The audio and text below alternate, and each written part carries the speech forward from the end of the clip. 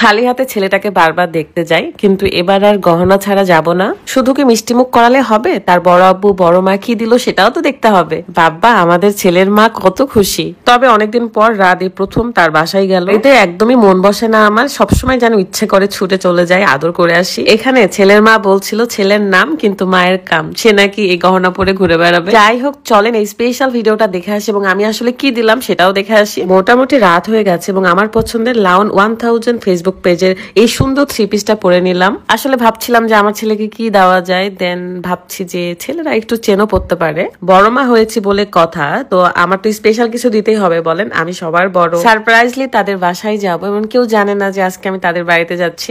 দেন পরে আবার সারপ্রাইজ ভাবে রাতও আসে। আসলে আগে থেকে তেমন কোনো প্ল্যানও ছিল না যে আসলে আমি কি দিব না দিব। দেন চোখে যেটা ধরলো সেটা নিয়ে নিলাম। বাবুর কাছে যাওয়ার জন্য একদম মনটা ছটফট করতেছিলাম, ভীষণ এক্সাইটেড ছিলাম যে কখন দেখবো তার গলায় এই মালাটা। আর ফাইনালি আমি এই মালাটা নিয়ে নিয়েছি। আমি সবসময় দুষ্টামি করি এন্ড ঘরের সামনে গিয়ে অনেকবার কলিং বেল বাজাইছি, তারপরে এসে খুলে দিয়েছে। দেন বাচ্চাকে কোলে নিলাম। বাবুকে নিয়ে পুরো বাসা আমি ঘুরে বেড়াচ্ছিলাম আর দেখলাম নতুন একটা দোলনা নিয়েছে তারা। মানে এটা এখনো সেটআপ দেওয়া হয়নি, সেটআপ দিলে অনেক ভালো লাগবে।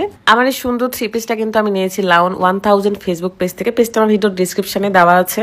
সারপ্রাইজলি রাতও চলে আসে এবং সবাই এত খুশি ছিল কারণ রাতে প্রথমবার তাদের বাড়িতে আসছে, তাও আবার নতুন বাড়িতে। আমরা সবাই একসাথে হলে এত গল্প এত মজা করি কারণ আমাদের মধ্যে অনেক দিনের গ্যাপ ছিল এন্ড কবে কি কোথায় করেছি সেগুলো সবই গল্প শেয়ার করতেছিলাম। তারপরে আমি সারপ্রাইজলি এই বক্সটা ওপেন করে আমার বাচ্চাটাকে দিয়ে দেখতেছিলাম আসলে কেমন লাগে।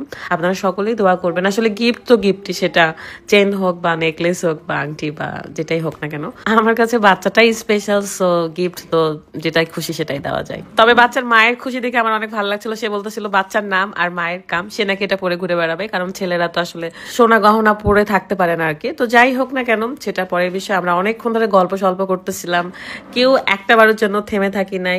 রাতের ডিনারটা যদিও করা হয়নি, আমাদের কাজ ছিল, আমরা জাস্ট নাস্তা পানি করেছি, পিৎজা খেয়েছি, অনেক অনেক মিষ্টি খেয়েছি। আমাকে তো বন্যার ননদ রামেনও বানিয়ে দিয়েছিল, থ্যাংক ইউ সো মাচ সোনা। বাই দা ওয়ে, আমি যে থ্রি পিসটা পরে আছি সেটা লাউন 1000 ফেসবুক পেজে, তাদের নিজস্ব কারখানায় তৈরি করে তারা। আমি অনেকদিন ধরে কিন্তু তাদের পেজের অনেক থ্রি পিস পরেছি, অনেক কালারের, এন্ড এটা সবাই অনেক পছন্দ করেছে কারণ এটা রেড কালার, ঠিক টকটকে রেড না বাট খুবই সুন্দর। আমি তো এটা পরে চলে আসছি আসার সময়। আর এত বেশি আরাম, হাতেও কাজ করা আছে এন্ড গলাতেও কাজ করা আছে। আমাদের মেয়েদের যা হয়, মিরর দেখলেই ভিডিও করতে ইচ্ছা করে, ঢং করতে ইচ্ছা করে। আমি তো কয়েকটা টিকটকও করে নিয়েছিলাম।